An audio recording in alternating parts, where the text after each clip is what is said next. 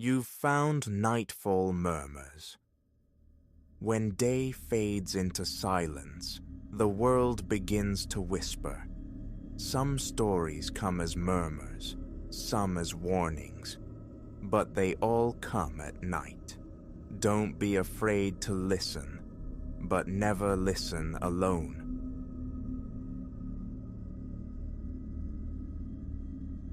Never had I imagined that the solace sought on a simple mountain pilgrimage could culminate in a heart-hammering confrontation with human desperation.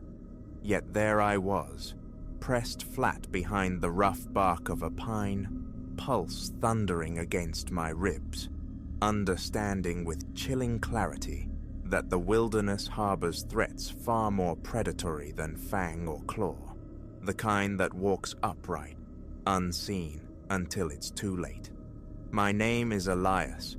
The wild places have always called to me, offering a profound quietude where the mind unspools and the spirit replenishes. A rare week liberated from routine became my chance, a demanding ascent into the Rockies, a trail whispered about for years, now beckoning.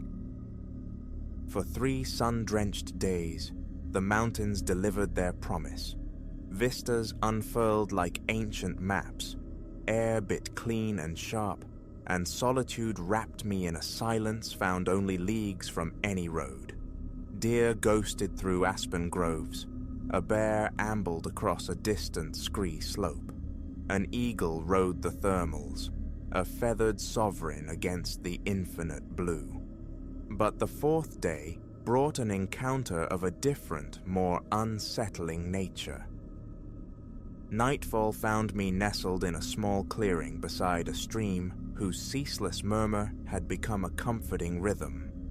Campfire crackling, spoon hovering midway to my mouth, with a bite of reconstituted stew, I heard it, a sound that froze the marrow.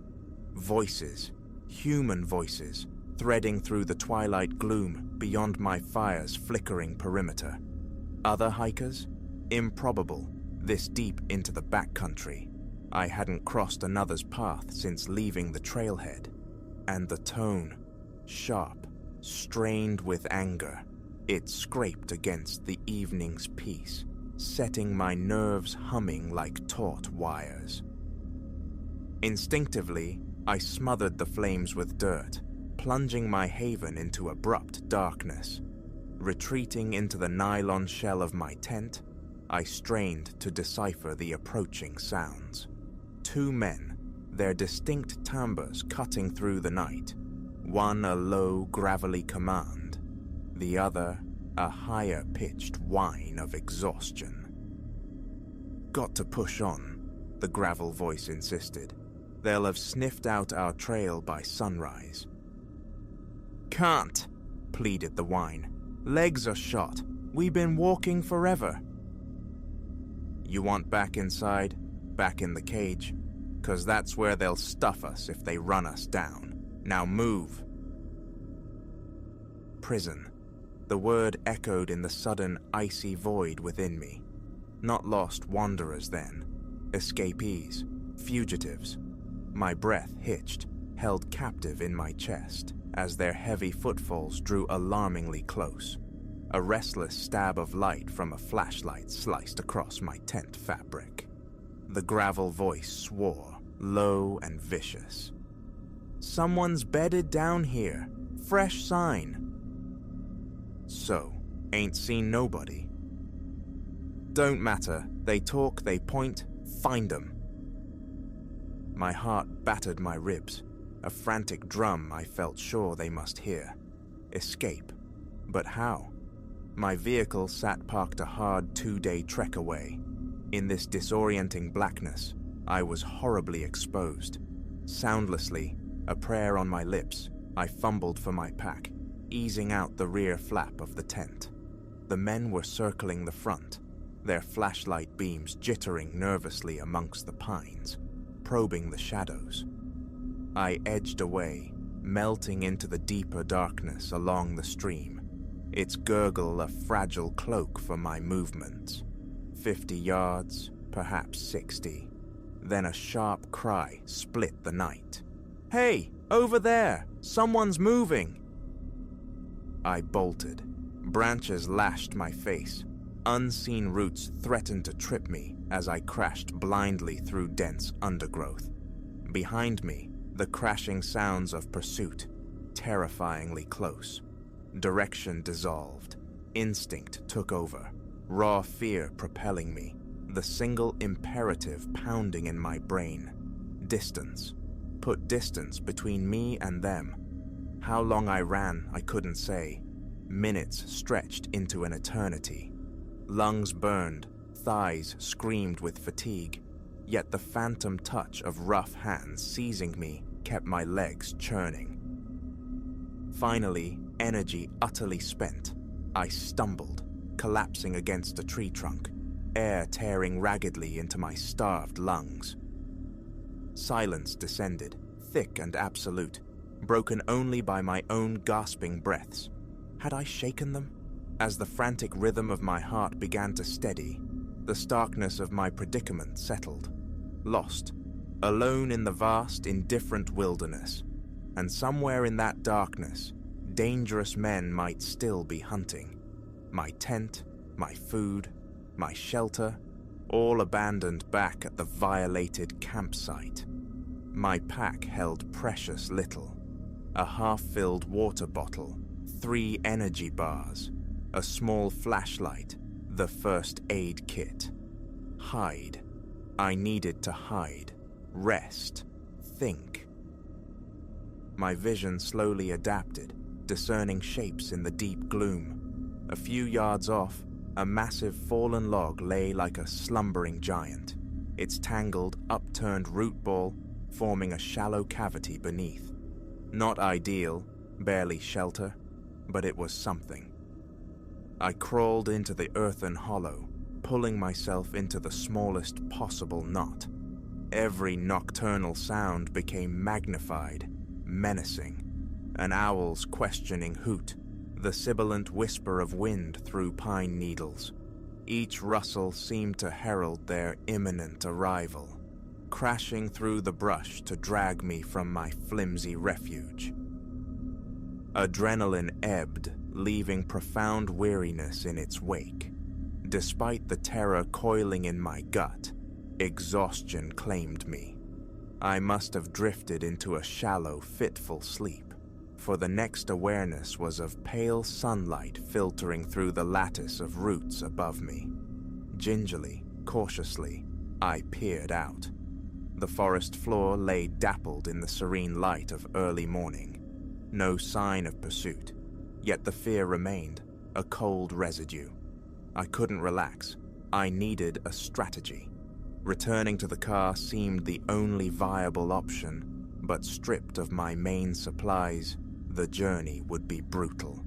And the fugitives, were they still out there, watching?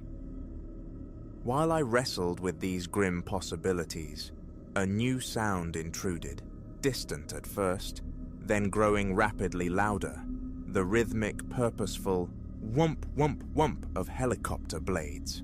Search and rescue, or law enforcement, hunting the men who hunted me? Hope surged. I scrambled from my hiding place, scanning the canopy for an opening, a patch of ground where I might be seen. As I moved, more voices, different from the night's harsh exchange. These were calmer, organized, radio chatter, clipped and professional. Alpha Team, initiate sweep, East Quadrant. Beta, cover west approach. Subjects considered dangerous. Await backup before engaging. Relief washed over me, potent and dizzying. The police, I was safe. I started towards the sound of the approaching ground teams, then froze. What if the fugitives heard them too? Cornered animals are the most dangerous. Might they seize a hostage out of sheer desperation? My fear solidified into certainty, scant moments later, as frantic rustling erupted behind me. I spun around. There they were, the two men from the night, eyes wide with panic, faces grimed with dirt and fear. The gravel-voiced one, Silas, locked eyes with me, his expression hardening into suspicion. "You!" he snarled, raw accusation in his tone. "You called them down on us, didn't you?" I backed away slowly, hands raised placatingly. "No, I swear. Just a hiker. I got lost. I don't want any trouble." "Too late. Trouble found you," Silas growled, closing the distance between us. His gaze swept over me, calculating. "Looks like we just found our ticket out of this mess." Silas." The other man, Caleb, shifted nervously, his eyes darting towards the growing sounds of the search teams. Maybe we just lay low." "Shut your hole, Caleb," Silas snapped, his attention fixed solely on me. "You're coming. Make a sound. Try anything stupid. You'll wish you hadn't." My thoughts raced, a desperate scramble for options. Hostage? No. But they were larger, undoubtedly desperate, possibly armed. I had to delay, buy time, keep them here until the officers arrived. "Okay," I managed, forcing steadiness into my voice. "Okay, I'll come, but my pack. I need my backpack. It's got water, some food. We'll need it if we're running from the cops." Silas hesitated, his eyes narrowed, weighing the logic. Then a curt nod. "Fine, get it, but quick and no tricks." I led them back towards the fallen log, deliberately slowing my pace, straining my ears. The sounds of the search teams were unmistakably closer now, snapping twigs, muffled commands. As we reached the root ball, an idea sparked, reckless but perhaps my only chance. I knelt, pretending to rummage for the pack hidden beneath the roots. Instead, my hand closed around a fistful of loose soil and damp leaf litter. In one fluid motion, I pivoted and flung the debris straight into Silas's face. He roared, staggering back, momentarily blinded, clawing at his eyes. I didn't wait. I sprinted away, filling my lungs and screaming, "Help! Here! They're right here! The fugitives!" The woods erupted. Confused shouts gave way to the thunder of multiple running feet converging on the location. "Police! Freeze!" The command echoed through the trees. I threw myself flat on the forest floor, covering my head. A brief, violent scuffle, more barked orders, then an abrupt, heavy silence. Hesitantly, I lifted my head. Silas and Caleb were being hauled upright, hands cuffed behind their backs, faces sullen and defeated. A woman officer with kind eyes knelt beside me, helping me sit up. "Are you okay, sir?" she asked, her voice calm. "You the hiker dispatch mentioned?" I nodded, a wave of faintness washing over me as the tension finally broke. "Yes, that's me. They found me. Back there." The hours that followed were a surreal haze of debriefings, paramedics checking me over, hot coffee that scalded my tongue. Frank and Jimmy, I learned, were Silas and Caleb, escapees from a penitentiary 3 states away, fugitives for nearly a month. As I was finally cleared to be driven back towards civilization and my waiting car, the commanding officer approached. "You showed real courage out there," he said, his expression serious. "Kept your head when most would have panicked. Be proud of that." A shaky smile touched my lips. Honestly, I was terrified the entire time, Ada. He offered a wry chuckle. That's the definition, son. Being scared spitless and doing what needs doing anyway. Driving down from the high peaks, the immense silence of the mountains felt different, layered now with the memory of sudden violence. I had gone seeking the quiet heart of the wild, and stumbled into the chaotic pulse of human danger. Yet, amidst the fear, I'd discovered an unexpected reservoir of resilience within myself. I had stared down terror and walked away. The mountains still call to me. The wilderness still offers its unique balm. But now I tread its paths with a sharper awareness, understanding that peril wears many faces, not all of them animal. Sometimes, the most vital survival tool isn't a compass or a knife, but the quiet steel of nerve. So, should you ever wander far from the beaten track and sense a discord in the wild harmony, trust that feeling. The most unpredictable creatures in the forest sometimes walk on two legs, and the trails that test us most profoundly often lead inward to the undiscovered country of our own fortitude.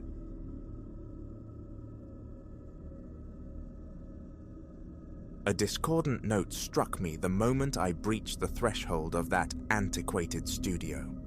The corridor air hung thick, redolent of curing concrete and the ghosts of countless cigarettes.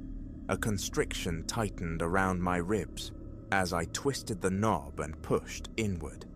Overhead, a naked bulb gave a flickering synapse of light before settling into a jaundiced, unwavering glare.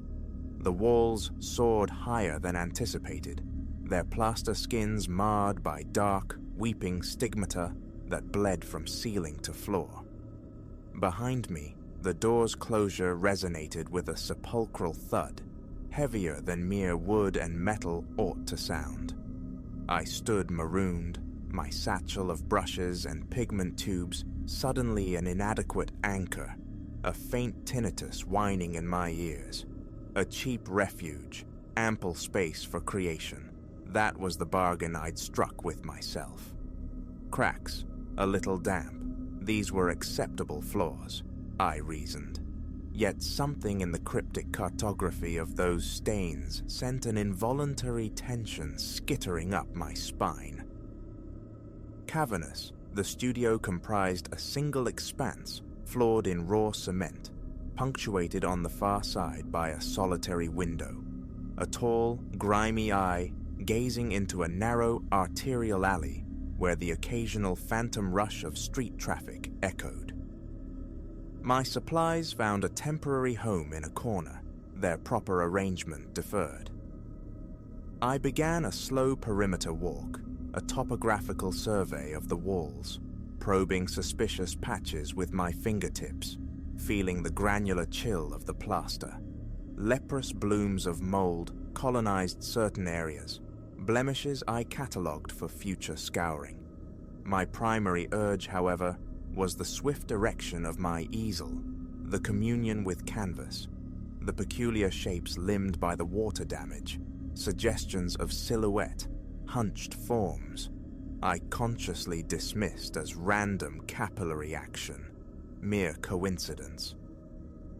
That evening, canvases were dragged in, arranged like monolithic stones about the studio's heart.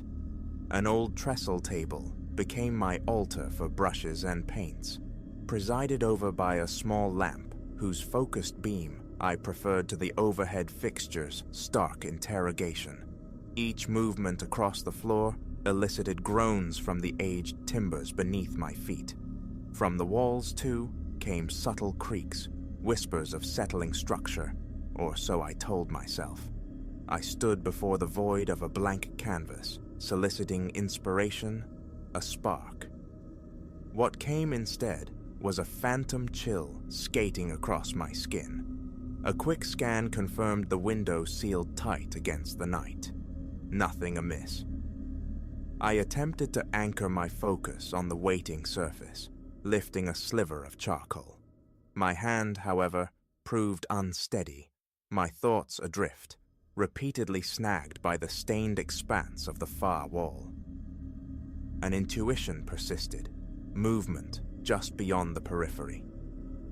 Several times I paused, tilting the lamp, scrutinizing the plaster's terrain. The fissures seemed to yawn deeper under the angled light, casting sly geometries of shadow that bore no relation to my own form. A step back, a vigorous rubbing of the eyes, exhaustion surely. The canvas remained untouched that night as I retreated to a narrow cot unfurled near the corner. Sleep proved elusive, fragmented, every sound amplified.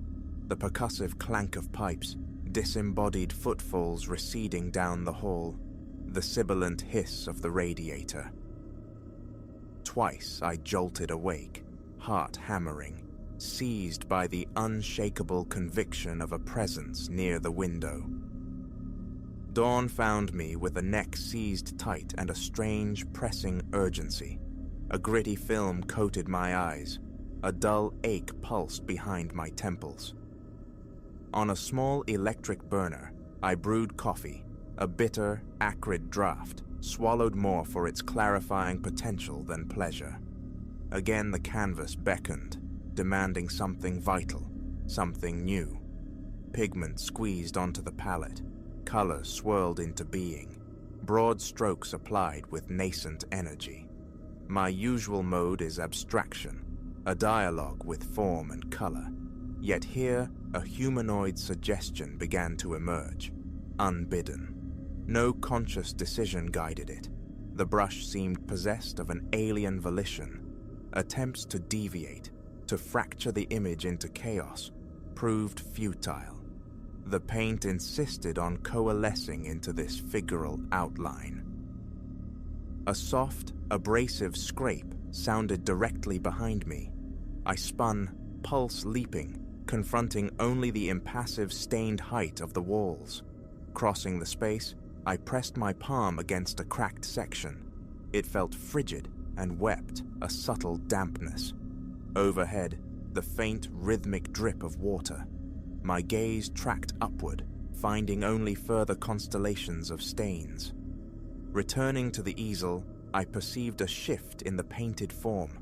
Its arms, previously inert, now seemed to reach, angling towards the canvas's left edge, a gesture frozen mid-motion, a shake of the head, a misreading, surely, of my own chaotic strokes. I cleansed the brush, dipped it anew, and pressed on.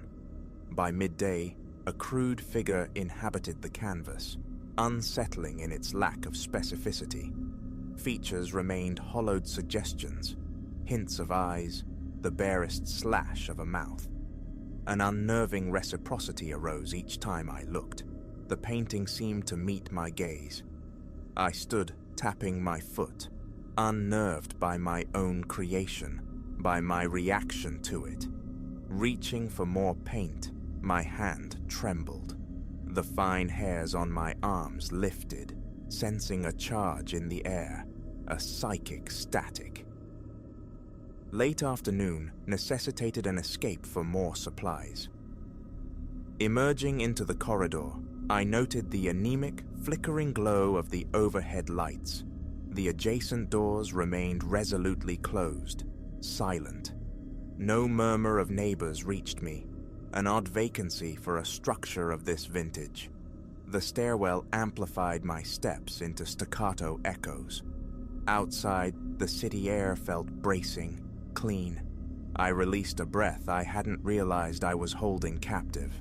Paint secured, new brushes acquired, a hasty meal procured for later consumption. Throughout this errand, a knot persisted in my stomach, a visceral reluctance to return to that space. Re-entry confirmed my apprehension. The studio felt intrinsically darker.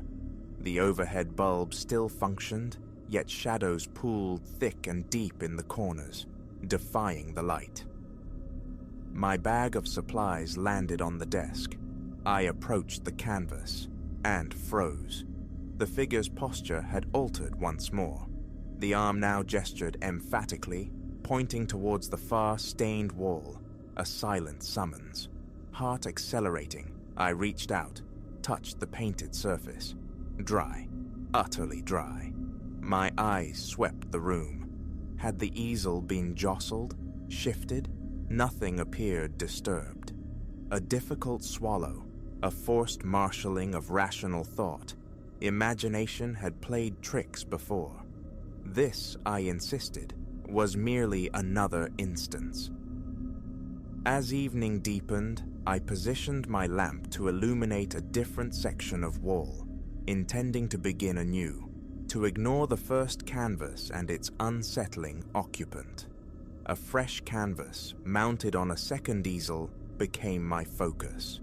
I forced broad, energetic strokes of color, seeking distraction, but my mind remained tethered to the other painting.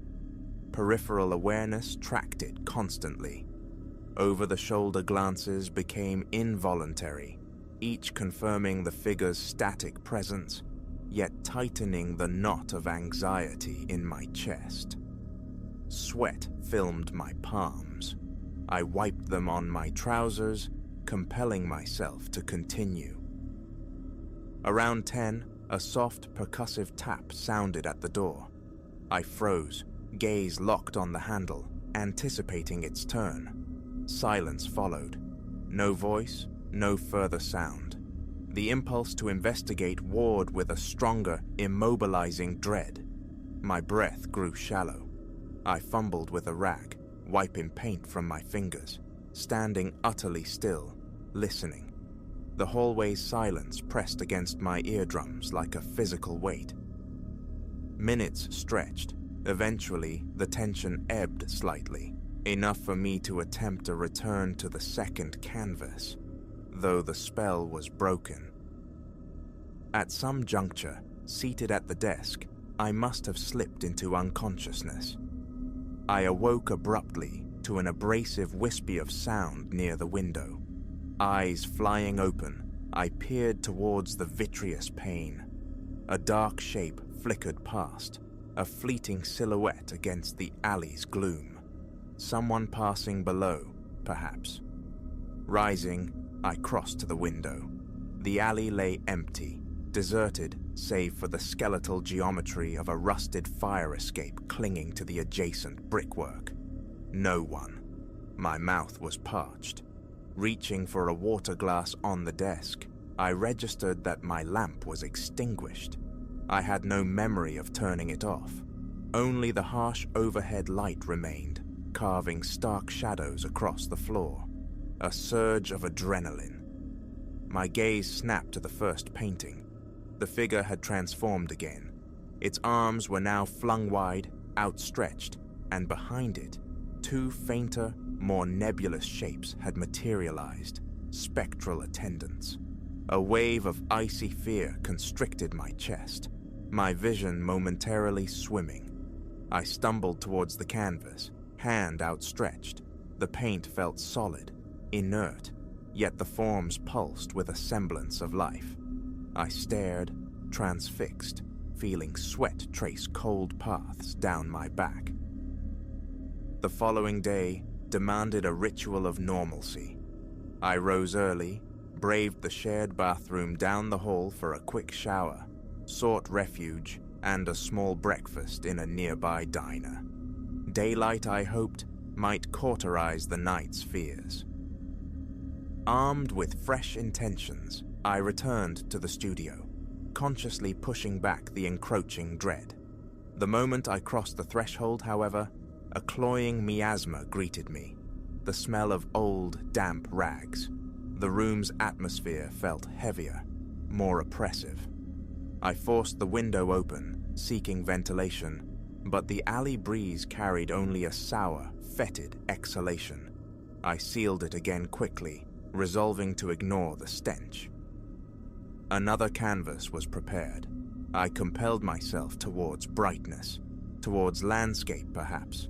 My brushstrokes were tremulous, yet I managed layers of nascent color. Then, a sibilant murmur, seemingly originating from just behind me. My name whispered. I whipped around. Empty space. My hands began to shake uncontrollably. The brush slipped from my grasp, spattering wet pigment across my shoes. A muttered curse. Bending to clean the mess with a rag, a profound sense of dread washed over me. A visceral recoil urging flight. Yet I remained, anchored by a stubborn refusal to yield to fear. In the afternoon, the disembodied tread of footsteps sounded from the floor above, pacing back and forth, directly overhead. Then, abrupt silence. I waited, listening for resumption, but only the building's quiet settled back in. My gaze lifted to the ceiling. Who occupied the space above? The caretaker had assured me the upper floors were largely vacant. Unease prickled. My mind raced, conjuring images of unseen watchers, furtive movements. A quick check of the hallway revealed only echoing quiet. No one. Evening found me enervated, drained. I slumped onto the cot, staring at the walls. The stains seemed to coalesce, suggesting fleeting faces, leering masks, pareidolia, fed by fatigue and hunger. Instant noodles cooked on the burner offered little comfort, eaten in silence punctuated by the radiator's intermittent hiss and the overhead light's persistent flicker. My second painting remained a chaotic, unfinished landscape.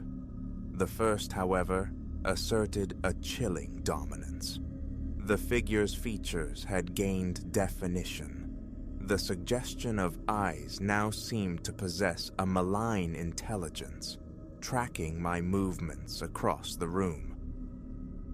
A new strategy formed. Obliteration. I would paint over the figure, exorcise it from the canvas. Grabbing a wide brush and thick, opaque white paint, I stood before the first easel. My hand shook as I began the violent inscription. As the brush swept across the phantom face, a low whisper coiled directly beside my ear. I recoiled, startled, flinging the brush instinctively. It struck the canvas, leaving a starburst of white across the figure's outline. The whisper ceased, but my heart hammered against my ribs. Gritting my teeth, I forced myself to continue. Layer upon layer of white was applied, yet the figure refused complete erasure. Its outline persisted, a stubborn palimpsest beneath the surface. Finally, breathless, I stepped back, wiping my forehead with the back of a paint-stained hand. My pulse throbbed, a frantic drumbeat in my ears. I became aware of the corners of the studio deepening, the shadows congealing. The overhead light seemed to be actively diluting, growing dimmer. Flicking the switch produced only more erratic spasms. My small lamp moved closer, merely intensified the darkness that pressed in behind me. The thought of leaving surfaced again, tempting, but a strange compulsion, bordering on obsession, held me captive. I needed to finish covering that figure. More paint, applied faster now, a frenetic ballet of denial. Faint sounds arose behind me, a soft shuffling, the impression of muffled breathing. I spun around, brush dripping, confronting emptiness. My breathing hitched, shallow and rapid. My hand trembled violently. Stepping away from the easel, I conceded defeat for the night. Tomorrow. I could finish tomorrow. I walked towards the door, escape finally imminent. As my hand reached for the knob, a sharp, distinct chill touched the nape of my neck, intimate as an invisible exhalation.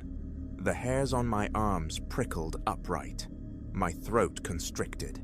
I spun, fists clenched, ready to confront. Nothing. The realization hit me. My entire body was shaking. Across the room, the paintings stood like silent sentinels. The first canvas, despite the layers of white, still bore the psychic residue of the figure beneath.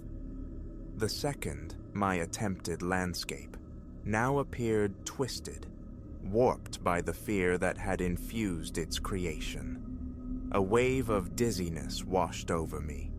The walls seemed to subtly flex inward. I wrenched the door open, stumbling into the hallway. Down the stairs, each footfall a booming echo in the resonant shaft. The lobby lay vacant, adrift in dim light. Pushing through the heavy front door, I emerged onto the street, gulping deep draughts of the cool night air. My hands were clammy, my mouth arid. I walked, circling the block, trying to dissipate the clinging tension. Every urban sound, a bottle clattering into a bin, a slamming car door, distant laughter, made me jump. The city felt alien, hostile.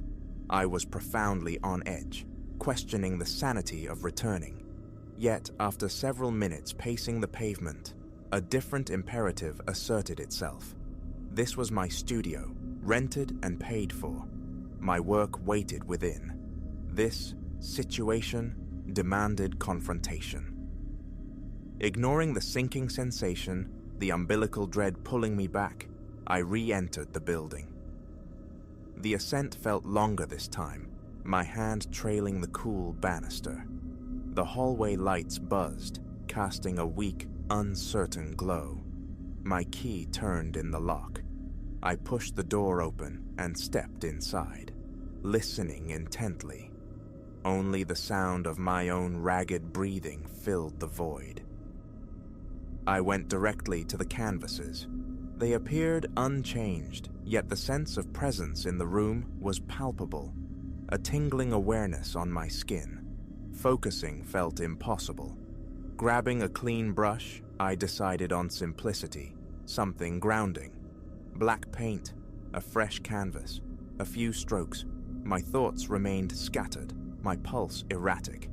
I intended to sketch the room itself, perhaps, an anchor in reality. Instead, vague figures began to bloom again, distorted anatomies, blurred features, involuntary iconography emerging from the pigment. I stopped painting when I felt it, a subtle vibration through the soles of my feet, a faint rhythmic tapping seemingly originating from below.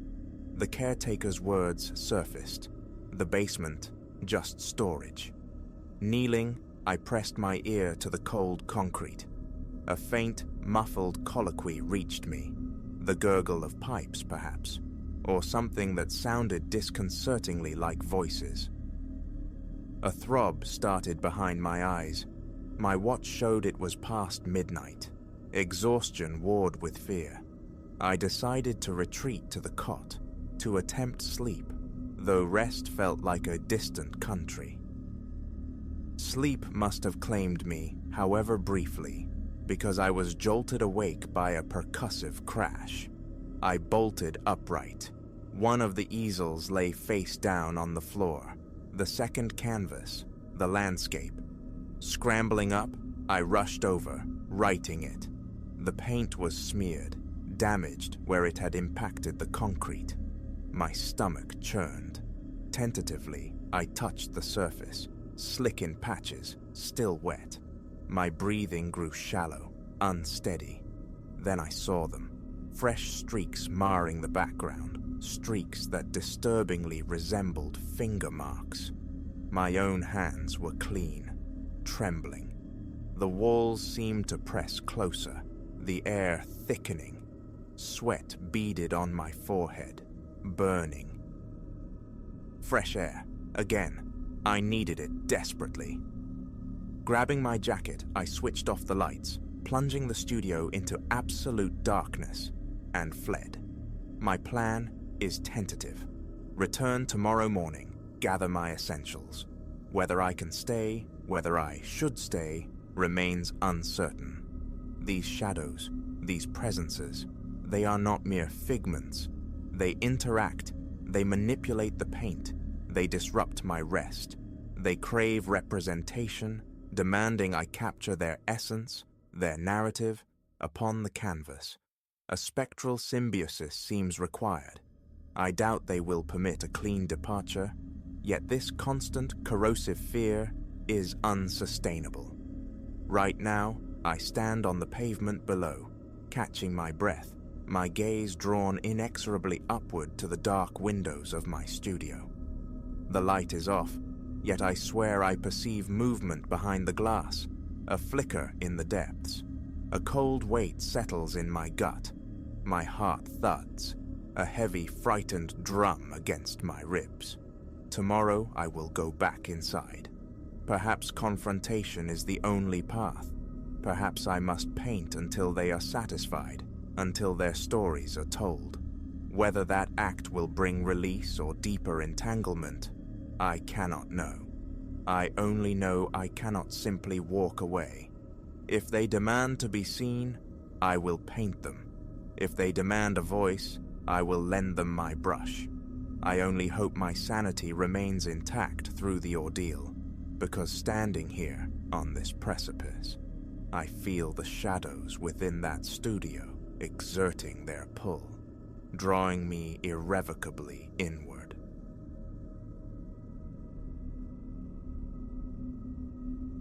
3 days have elapsed since Elias crossed the threshold of this towering Victorian, its siren song of soaring ceilings and intricately carved door frames having lured him in.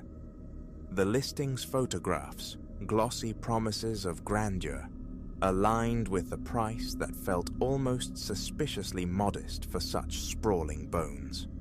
Yet the very first night draped a strange film over the air. A miasma, stale and thick, clung particularly heavy about the shadowed throat of the back staircase. Later, cocooned in unfamiliar bedding, sleep became a distant shore as the house offered its nocturnal symphony. Floorboards groaning in a slow, syncopated rhythm, the cadence of unseen feet pacing just beyond his awareness. Several times he rose, a phantom hunter in his own home, only to find corridors empty, the silence mocking his vigilance. Daylight hours were spent charting the territory. Sunlight, where it pierced the tall windows, rendered the main floors luminous, yet failed to banish the stubborn gloom coagulating in every corner. A fine grey shroud of dust lay undisturbed upon window ledges and along baseboards untouched by his recent passage. The expected patina of long vacancy, spider-spun tapestries included. What wasn't anticipated was the prickling certainty of observation, a constant weight against the back of his neck that compelled him to glance perpetually over his shoulder. Fleeting specters danced at the edge of his vision, a flicker, a sway, but each swift turn revealed only the impassive vista of an empty hall or the shrouded anonymity of sheet-draped furniture. The second rotation of the sun brought him face to face with the attic portal. Tucked at the terminus of a cramped upper-floor corridor, it stood sentinel, a heavy slab of timber bound by formidable iron hinges. Thick, verdigris-crusted chains coiled possessively around its handle, cinched tight by a padlock bleeding rust. His attempts to rattle it were met with unyielding silence from both lock and the space beyond. Pressing an ear flat against the wood yielded nothing but the thrum of his own pulse. Why imprison a space so thoroughly? He squinted, searching for fissures, for any glimpse into the sealed void, but the joinery was tight. A brief call to the agent, a Ms. Albright, offered little solace. She recalled no specific mention from the previous occupants, airily suggesting it was likely crammed with forgotten detritus. The explanation felt thin, unsatisfying. That evening found Elias mesmerized before the chained door, fingers tracing the cold, rough links. A burgeoning conviction took root. This was his domain now, every square inch, and the secrets it held were his to unearth. On the cusp of his third night, restlessness gnawed at Elias. Muscles screamed from the day's labor, wrestling furniture into the cavernous living room downstairs. Yet stillness eluded him. An invisible current pulled him upward, depositing him once more before the attic's threshold. The crowbar, dormant in his car's trunk, surfaced in his thoughts, a sudden, sharp solution. Consequences dissolved into mist. Only the imperative to know remained. He retrieved the tool, the cold heft of steel grounding him as he returned. His heart hammered against his ribs, a frantic drumbeat accompanying the assault. Hands trembling, he leveraged the bar. The lock shrieked in protest, metal grinding, the chain clattering violently against the aged wood. Again and again, until with a final, sharp crack, the padlock yielded. The heavy chain slackened, slithering free into his grasp. The knob resisted his turn, the wood swollen perhaps by decades of damp immobility. Applying pressure, Elias forced it inward. The door groaned open on protesting hinges, revealing a narrow flight of stairs ascending into absolute blackness. The overhead bulb, a sightless eye, offered no illumination. Only a faint suggestion of dust-laden floorboards glimmered at the summit. An immediate assault on his senses, the dry breath of ancient timber, stagnant air, and an underlying fetor, oddly reminiscent of decaying fabric. Fumbling for his phone, he activated its light, the beam cutting a swathe through airborne galaxies of dust. He ascended cautiously, each footfall measured, eliciting sharp complaints from the complaining wood beneath. His pulse reverberated in his ears. A bead of sweat traced a cold path down his neck. At the landing, the phone's beam swept across the cramped space.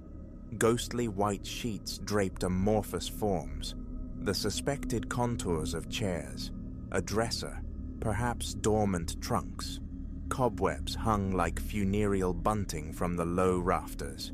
His light snagged on peculiar markings etched into the heavy wooden beams. Symbols, geometric and arcane. Circles, triangles, erratic spirals, carved deep, some crudely filled with black pigment. Their placement seemed haphazard, scattered across the overhead timbers. The light danced onward, illuminating a small, precarious table in the far corner, burdened by a stack of books. Their bindings were thick, discolored by time and neglect. Elias navigated towards them, disturbing a sheet half veiling the table, releasing a choking plume of dust that stung his throat. He waved it away, coughing, his gaze falling on the spines. The titles, inscribed in scripts utterly alien to him, employed letters sharp and angular, almost predatory. Tentatively, he touched the uppermost volume. Its cover felt like desiccated hide, rough and cold beneath his fingertips. He hadn't yet opened it when the sound reached him, less a distinct noise, more a sibilant suggestion, a murmur on the edge of hearing, a draft, perhaps, snaking through some unseen fissure in the roof, but it returned, a low, persistent susurrus that seemed to coil around him in the stagnant air. Elias froze, breath caught in his throat, the cone of light trembling in his unsteady hand. He forced himself to inhale, to listen intently. The whispering intensified, yet remained frustratingly directionless. seeming to emanate from just behind him, or perhaps from the dim periphery. He spun, sweeping the light across the attic's dusty expanse. The sound instantly ceased, leaving only the tableau of shrouded shapes and cobweb-laced beams. A knot tightened in his chest. His stomach roiled. "The wind," he insisted silently. "This old place must be riddled with drafts." Yet the quality of the sound bore no resemblance to the sighing of wind or the settling groans of an ancient structure. He advanced towards a shrouded object to his right, the likely shape of an old armchair. Pulling back the sheet revealed upholstery ripped and ravaged by time.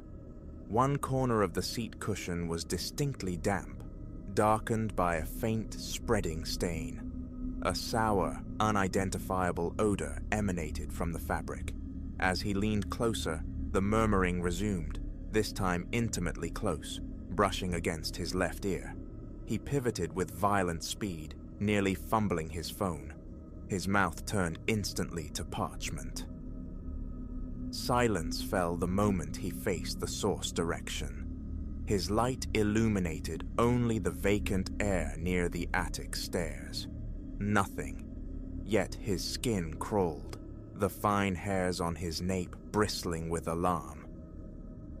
Elias retreated towards the attic center, a wave of dizziness washing over him. He realized his breathing was rapid, shallow. "Get a grip," he commanded himself, though the sensation of unseen eyes remained potent. He approached one of the sheeted trunks, tugged away the covering, and nudged the container tentatively with his foot. Silence from within. Setting his phone atop its lid for stability, he wrestled with the stiff metal latch. It resisted, then sprang open with a protesting pop, releasing a wave of musty air so thick it made him gag. Inside lay further testament to the attic's secrets. More books, bound and unbound, interspersed with loose sheaves of paper, covered in a frantic, uneven script. Crude drawings littered some pages, renderings of the very symbols he'd seen scored into the rafters overhead.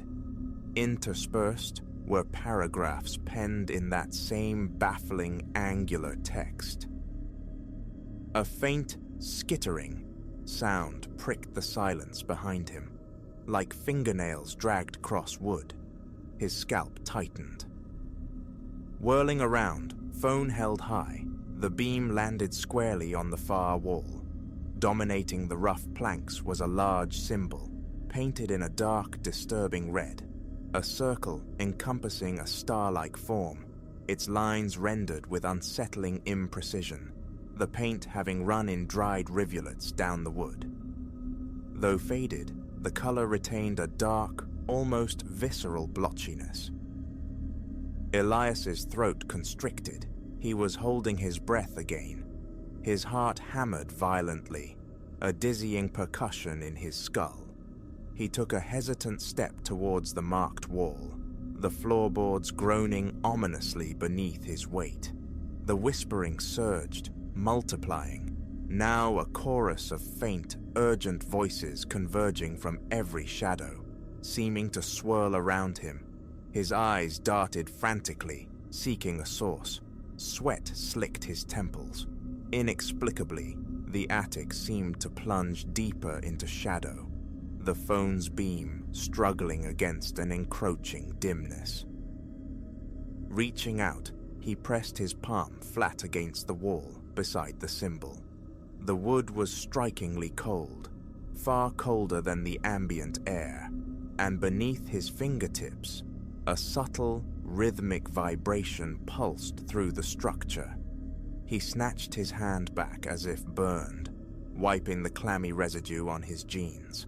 The amorphous murmuring coalesced, settling into a discernible pattern, a low, resonant hum, swelling quickly in pitch, then abruptly falling away, repeating in a hypnotic cycle. "Leave now," a rational part of his mind screamed. Come back in daylight. Bring someone." Yet he remained rooted, transfixed by the sheer alien nature of it all.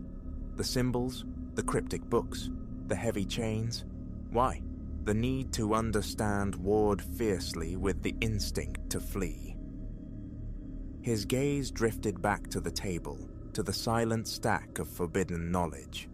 He returned, lifting the topmost volume once more. The cover, stiff as board, bore the faint impression of some intricate, worn-smooth design. He opened it with care. The pages, brittle and yellowed, rustled like dry leaves. They were densely filled with the now familiar angular script, interspersed with unsettling sketches, creatures and faces, some vaguely humanoid, others bestial, all rendered with distorted, nightmarish proportions. As he slowly turned the fragile pages, the attic air grew heavy, suffocating. Sweat beaded on his brow, his vision blurring at the edges.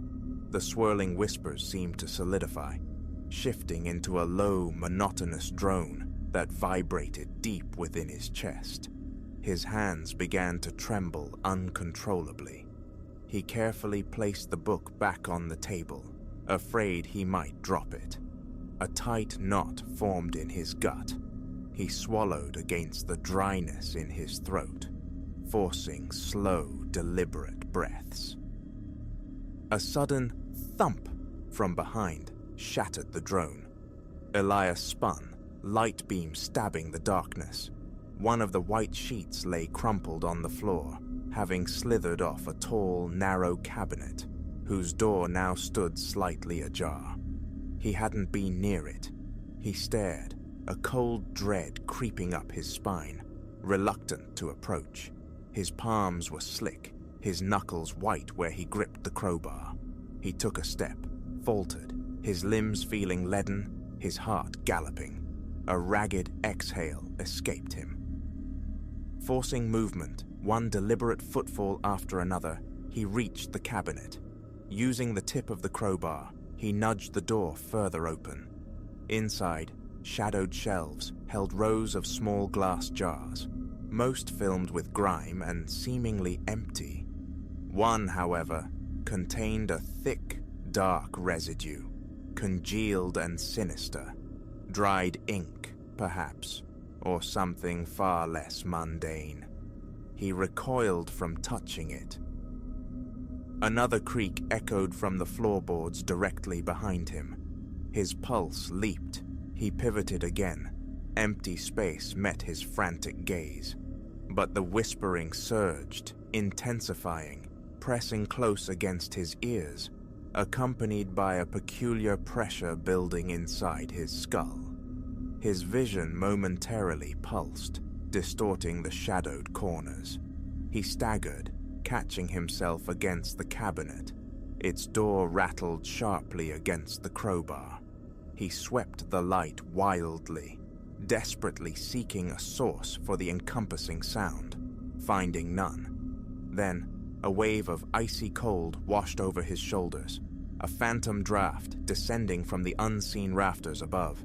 He shivered violently, gooseflesh erupting on his arms. Primal instinct screamed, "Get out! Now!" Gritting his teeth against the rising panic, Elias snatched his phone from the trunk lid and lurched towards the stairs. The instant his foot touched the top step, the phone screen flickered erratically, the beam stuttering. His heart hammered against his ribs like a trapped bird. He stumbled, catching the rough banister just in time. He scrambled down the narrow flight, nearly pitching forward on the final step. Reaching the landing, he yanked the heavy door shut behind him with a resounding bang, leaning his full weight against it. His chest heaved, sweat stinging his eyes and plastering his hair to his forehead.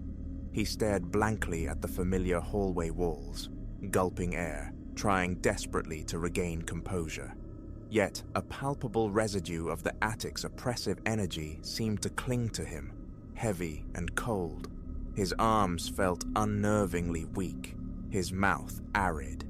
His mind, however, was a frantic storm, replaying the disembodied murmurs, the vibrating cold, the red symbol. His ears still seemed to ring with that incessant, sibilant chorus. He slid down the wall, collapsing onto the floorboards, the crowbar clattering beside him. His gaze fell on his phone. The battery indicator glowed a weak 10%. It had been well over half charged when he ascended those stairs. He scrubbed a hand across his damp face. His breathing gradually steadied, but a deep-seated tension remained coiled in his muscles. Images flooded his mind. The cryptic books, the unnerving symbols, those jars holding unknown substances. Had the chains and rusted padlock been meant to keep intruders out, or to keep something in? The chilling realization struck him. He'd left the door unsecured, the lock irreparably broken. He had no replacement. He resolved to simply ensure it was closed tightly, but as he rose and reached for the knob, a faint, furtive, scraping sound whispered from behind the wood. Elias froze, hand hovering inches from the knob. His heart rate surged anew. Visions of the red sigil, the swirling whispers, the cold pulse beneath his hand flooded back. His fingers felt numb, icy. Swallowing felt impossible. With a surge of resolve, he pushed the door firmly shut. Hearing the latch click, he pressed his ear against the cool wood for a long moment. No distinct sounds emerged. Only an almost imperceptible crackle, like distant dry leaves rustling. Legs stiff and trembling, Elias retreated down the main staircase, flipping on every light switch he passed, flooding the lower floors with defiant illumination. He found himself standing in the center of the living room, still breathing too hard, thoughts chaotic and fragmented. A desperate urge to call someone, anyone, arose, but died immediately. What words could possibly encapsulate the experience? He glanced at his phone, noticing missed messages from friends inquiring about the move. He couldn't fathom formulating a reply, couldn't bridge the gap between their normality and the chilling reality he'd just confronted. A flush of embarrassment warred with the raw, visceral fear that kept his hands unsteady. Sinking onto the sofa, he tried to force calm, but his eyes darted nervously towards the ceiling at every inevitable creak and groan from the old structure. These familiar house sounds now felt different, imbued with intention, like the shifting weight of something vast and unseen overhead. The memory of those painted symbols induced a visceral clenching in his gut. He couldn't decipher them, couldn't rationalize them away, couldn't shake the profound unease that he had trespassed, awakening something best left dormant. Eventually, his pulse subsided to a less frantic rhythm, though a residual tingling persisted in his limbs. He was drenched, his shirt clinging damply to his back. Rising, he performed a ritual of security, locking the main floor doors, checking each window latch, needing the small illusion of control.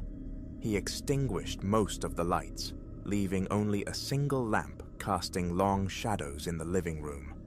Retreating to his bedroom, he closed the door firmly behind him and stood listening in the dimness. For the moment, the house held its breath. Silence reigned. A dull ache throbbed behind his temples. Sleep, he suspected, would be a battle tonight. Too exhausted to change, Elias crawled beneath the covers, his body leaden, yet his mind remained relentlessly active. replaying the attic's theater of the strange, the angular script, the grotesque sketches, the bleeding red sigil on the wall, the insidious hum that seemed to resonate in his very bones. A heavy weight settled in his chest. He tossed fitfully, sweating despite the room's chill. Sleep, when it finally claimed him, was shallow and troubled, populated by fractured images of dust motes dancing in flashlight beams, of leering faces sketched on brittle paper, the red symbol pulsing faintly, always accompanied by the faint, persistent echo of those disembodied whispers. Morning found Elias stiff, unrested, a profound sense of disquiet clinging to him like the night's sweat. Yet daylight brought a fragile resolve. He had to return to the attic. He needed answers, or at least a confrontation in the less menacing glare of the sun, uncertain what he might find, but unwilling to let that sealed space loom over him, a silent threat. After splashing cold water on his face and pulling on a fresh shirt, he ascended the stairs once more, his steps deliberate, almost reluctant. The attic door stood closed, impassive. His hand hovered over the knob, a familiar tremor starting, his pulse quickening its beat. He eased the door open, peering up the narrow staircase.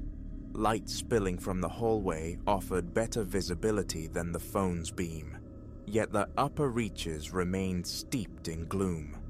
The discarded chain lay in a rusty coil on the landing, flakes of oxidized metal littering the floorboards. The air hung stale, unchanged. He forced himself to place a foot on the bottom step, then paused, straining his ears. Only the sound of his own breath answered, but the pressure returned, that distinct sensation of the space itself weighing upon him. His palms grew slick. Swallowing hard, he climbed a few more steps, bringing his eye level near the attic floor. He stopped again. Without his phone, still charging downstairs, the depths of the room remained impenetrable shadow. He pressed his lips together, debating the wisdom of proceeding unarmed by light. It was then he heard it, a faint, furtive shuffle, emanating from the vicinity of the trunk or the table laden with books. A quick, dry scrape, followed by profound silence. Whatever courage the daylight had lent him instantly evaporated. A visceral chill traced its path down his spine, twisting into a knot deep in his stomach. He retreated, backing carefully down the steps, pulling the door shut once more with a quiet click. Turning away, he knew he wasn't ready. Not yet. His breath came in ragged gasps as he wiped his damp palms on his jeans. Heading back towards the perceived safety of the lower floors, he tried to ignore the renewed pounding in his chest. This house was his, bought and paid for, yet the feeling of ownership had leached away, replaced by the unnerving sense that he was merely a guest, perhaps an unwelcome one. Something resided in that sealed upper dark, something patient that had waited a very long time. And Elias, stumbling into its domain, had broken the silence. He had the distinct, chilling premonition that it now sought his attention, and he dreaded discovering what form that attention might take.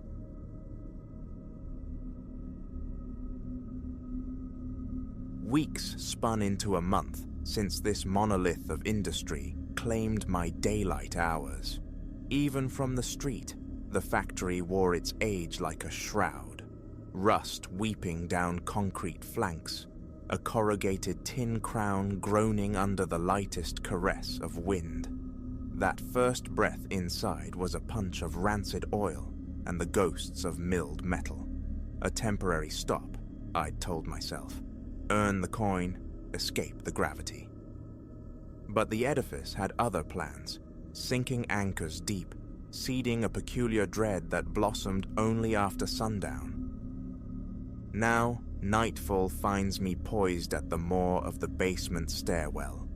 The directive from my foreman: delve below, assess the dormant behemoths for ignition risks.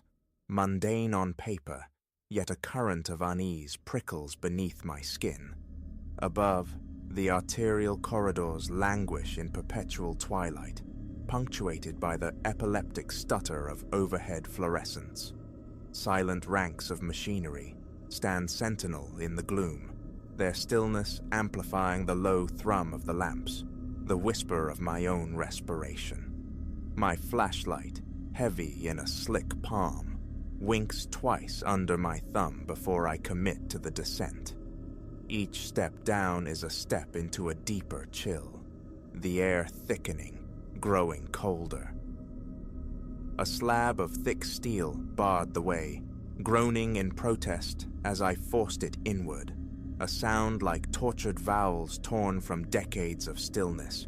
The atmosphere within was instantly denser, a miasma of weeping concrete, fossilized grease, and an unplaceable, cloying undertone. A difficult swallow, a hesitant step across the threshold. My beam sliced through the dark, revealing a tunnel choked with overhead pipes, their valves seized solid with oxidation. Walls the color of ash bore water stains like faded maps. The concrete underfoot pitched unevenly, littered with metallic detritus, and the splintered remains of crates huddled in corners.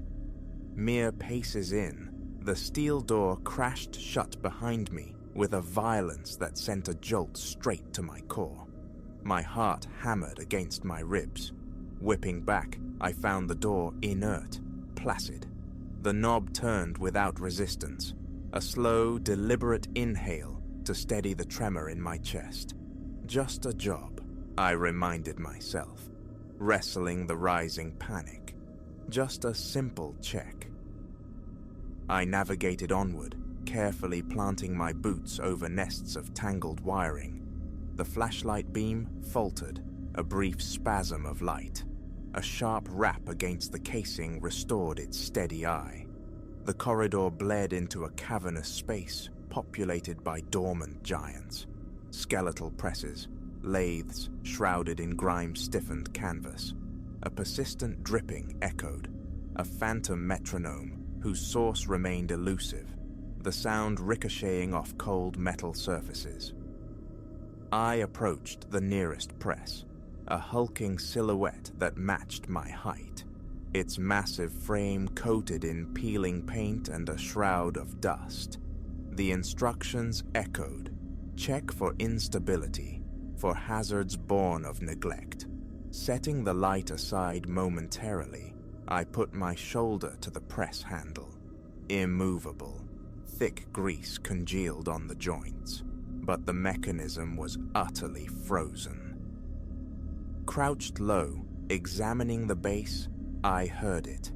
The distinct cadence of footfalls on concrete somewhere behind me. Every muscle locked, I snapped my head around, eyes straining against the gloom beyond the flashlight's pool. Nothing but the impassive face of the adjacent machine. Slowly, deliberately, I rose. The air had teeth now, biting colder. Snatching the flashlight, I swept its beam in wide arcs, probing the shadows. Empty. Silence pressed in, broken only by the ceaseless drip and the low-frequency hum of the building's distant heart. Metal contracting in the chill, I rationalized. Settling pipes, just the old bones of the factory groaning. I forced myself onward. Further in, the passage constricted, demanding caution. Twisted shrapnel littered the floor. A careless brush against a jagged edge nearly drew blood. A hissed curse, a more deliberate pace around the debris. My light began to flutter again, this time with a frantic urgency. I tapped it, harder. It died, utterly. For a handful of heartbeats, The blackness was absolute, impenetrable. No residual glow, no hint of the world above. I couldn't see my own hand waving before my face. A knot formed in my throat. A tingling numbness spread through my fingertips. My thumb hammered the switch, once, twice, again, until, blessedly, the beam sputtered back to life, weak and unreliable. Relief, sharp and potent, washed through me, though my heart refused to slow its frantic rhythm. I emerged into a wider expanse, clearly a repository for the forgotten. Racks lined the walls, burdened with antiquated gear, fractured tools, coils of wire like petrified snakes, rust-flecked saw blades, and dented metal strongboxes. Dust lay thick as felt over everything. If overhead lights ever existed here, they were long dead. My faltering beam was the sole illumination, sculpting immense, dancing shadows. Each footstep cracked the silence. The feeling of being watched intensified, a prickling certainty that eyes tracked me from the gloom. Passing a tall shelving unit, a flicker of movement at the edge of my sight. A form, hunched or distorted, impossibly wrong. My heart leapt, a painful spasm in my chest. I swung the light towards it. Nothing, just a steel support column, stark and ordinary. My breath hitched, ragged. "Calm down!" I chanted internally, but my hands trembled violently. I scanned the room again and again. Something was profoundly wrong here.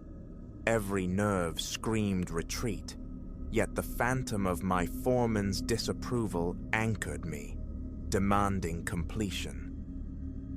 A doorway led to a side chamber housing archaic electrical panels and breakers. I entered with measured steps, the floor crunching softly underfoot, littered with the diamonds of shattered bulbs. A panel on the wall bore a label bleached illegible by time. Curiosity overriding caution, I tugged it open, a graveyard of empty fuse sockets and severed wires. As I did, the flashlight blinked out again, a half-second plunge into blindness. When light returned, a fleeting impression burned onto my retina. A figure lingering near the doorway I'd just entered, gone before I could truly register it. Simultaneously, an icy draft traced a path across my shoulder blades, as if something unseen had brushed past. I spun, light stabbing the empty air. Nothing. No vents nearby, no windows cracked.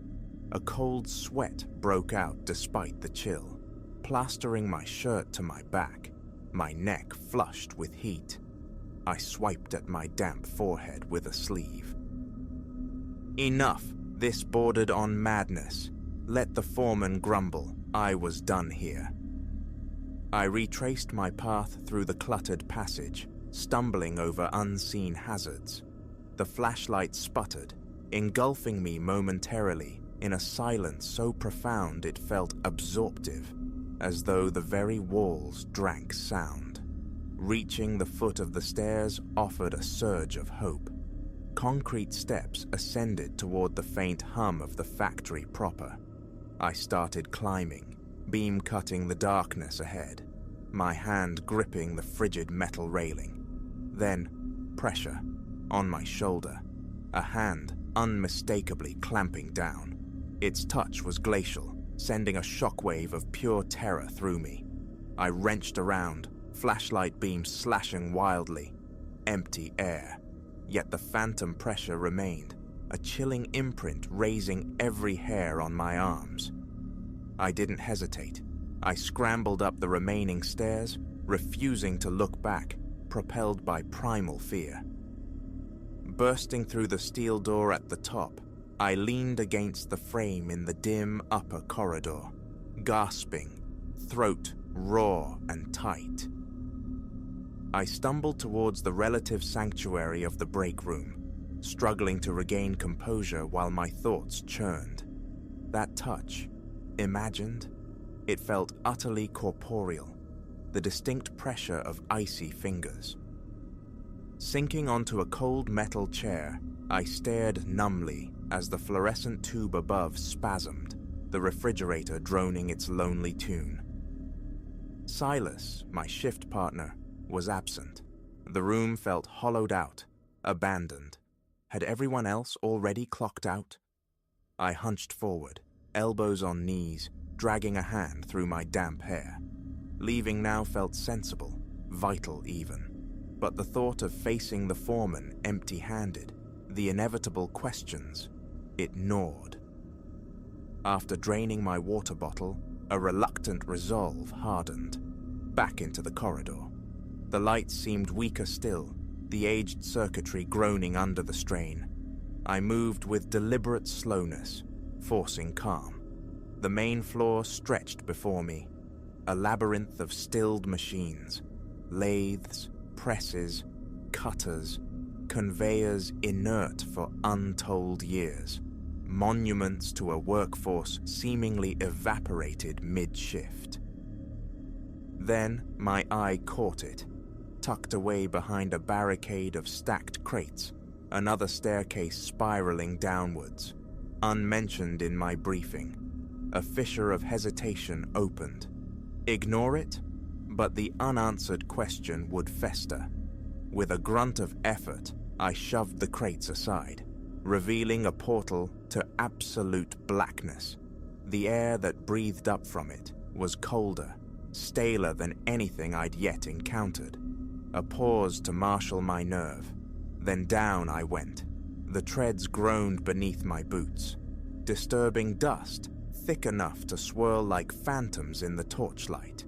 Clearly this threshold hadn't been crossed in ages. The passage opened into another subterranean level, strewn with dismembered machine parts and skeletal frames. This corridor stretched deeper, darker. My flashlight beam seemed to fray at the edges, losing its battle against the oppressive void. I clutched it tighter, fearing its imminent failure. My steps echoed unnervingly, accompanied by that familiar, slow drip, steady as a hidden wound. Seeking its source, perhaps a fractured pipe, I moved past derelict metal cabinets gaping open, tangles of cable like metallic entrails, scattered toolboxes, and collapsed crates bristling with rusty nails. The sense of abandonment here was profound, as if this section had been deliberately entombed.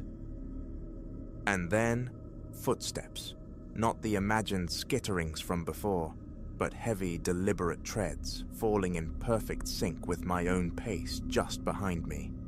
I froze. They stopped. My pulse roared, a frantic drumming in my ears. I spun, sweeping the light back down the corridor. Empty. Only the weak glint off damp concrete and metal shards. My breath came in ragged bursts, steady, steady, but the suffocating certainty of being stalked, of being followed, was now absolute. I pressed on, a frantic internal monologue urging speed. A cursory glance, just enough to say I'd checked, then retreat. Deeper still, the passage widened into another vast storage chamber. Hulking machines, cannibalized for parts, slumped against the walls. Shelves held pyramids of gears. Metal rods lay scattered like bones. The flashlight chose that moment to stutter violently. I braced for the inevitable. Darkness crashed down, absolute and suffocating. I stood rigid, heart battering my ribs. And then, a distinct sensation. Something brushed against my outstretched arm. Not a draft, but a focused, cold presence, sliding past me in the void. Light flared back. I jerked the beam around, frantically searching. There, near a hulking press on the far side, a silhouette.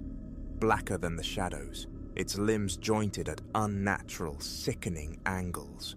A frozen tableau of wrongness, visible for less than a second before it melted behind the machine. A scream lodged in my throat, strangling any sound. My limbs felt leaden, unresponsive. Sheer will forced my legs into motion. My hands shook so badly, the flashlight beam danced uncontrollably. I stumbled around a massive piece of defunct machinery, probing the darkness where the shape had vanished. Nothing. A discarded wrench lay coated in dust. A scrap of fabric, caught on a shard of metal, stirred faintly in an unfelt breeze. Whatever entity shared this space, human or otherwise, its presence was now undeniable. Retreat, that was the only imperative. I backed away slowly, keeping the light trained on the spot, constantly glancing over my shoulder, torn between dangers seen and unseen. Breath tore through my lungs in shallow gasps. My legs felt like water, my head throbbed. I navigated the corridor toward the stairs, moving as quickly as I dared short of an outright sprint. The passage seemed endless, my own footfalls the only sound until I reached the base of the steps. Then behind me, a grating, scraping sound. Metal dragged across concrete. I whirled, light spearing the darkness. It illuminated only stacked crates and a corroded cylinder. Utter stillness. Panic lent wings to my ascent. I climbed, gulping air through my mouth, fighting to maintain a shred of control. Each step felt agonizingly slow. Reaching the top, I threw the door open, spilling into the comparative normalcy of the upper level. The corridor was silent, the factory floor static. I made a direct line for the main stairwell leading to the exit, my own steps echoing with alarming loudness, my head constantly swiveling back. Sweat beaded on my brow again, my palms slick on the flashlight casing. Up the final flight to the main entrance, the massive steel doors were secured for the night. My key. Fumbling, dropping it once, my fingers clumsy and numb. Retrieving it, jamming it into the lock, twisting. The heavy door yielded. Cool night air washed over me. A blessed shock. I stood on the threshold, just breathing, heart still a frantic drum, head swimming. A final glance back into the cavernous factory. The remaining lights flickered erratically, and for the briefest fraction of a second, deep within the shadowed corridor, I saw, or thought I saw, a flicker of movement. Then, nothing. Outside, under the indifferent stars, but the feeling persisted. The memory of that freezing hand on my shoulder, a silent, possessive claim urging me to remain. I locked the heavy door, the click echoing across the deserted asphalt lot. Reaching my car felt like crossing a finish line. Engine on, hands gripping the wheel, breath still stuttering, shirt clinging damply. I looked back at the factory's silhouette, its windows dark save for a few feeble glimmers near the roofline, an inert facade. But I knew better. Something stirred within those decaying walls, something that thrived in darkness. I didn't reach for my phone, didn't call the foreman. I just drove, concentrating fiercely on the yellow lines, willing my pulse to slow. Yet my mind replayed the loop, phantom footsteps, the twisted silhouette, and above all, the visceral memory of that glacial touch. It felt branded onto my skin, an invisible welt. Even with the car's heater blasting, a tremor ran through me. My eyes kept flicking to the rearview mirror, half convinced I'd find unwelcome company in the back seat. Home, finally. I parked, sat for a long moment, only then registering the fine tremble that shook my entire frame. Shoulders screamed with tension, legs felt hollowed out. Outside the car, the suburban street slept peacefully under sodium lamps. Inside my own four walls, locks bolted, Lights blazing, I tossed my jacket aside. My reflection stared back from the hall mirror, pallid, eyes wide and haunted, the look of someone who'd peered into an abyss. How could I articulate this to the foreman? No tidy report of fire hazards would suffice. Yes, the equipment was decrepit, hazardous scrap, but that wasn't the truth of the basement. The truth resided in the palpable weight of unseen stairs, the shapes that danced at vision's edge, the pursuing steps, the paralyzing cold of that touch. What lurked in that subterranean darkness remained a terrifying enigma. All I knew with certainty was this: I would not descend into that place alone again after nightfall. If the order came, I'd demand accompaniment or offer my resignation. No wage compensates for the feeling of being prey, hunted by shadows. That was the unvarnished reality. The factory, ancient and groaning, held more than just rust and decay. It held something else in its depths, something possessive, something that resented departure. Every echo of those pursuing footsteps, every fleeting image of that distorted form, sends an icy frisson skittering up my spine. And whenever I recall ascending those final stairs, I can almost feel it again. That frigid hand pressing down, a silent command. Stay.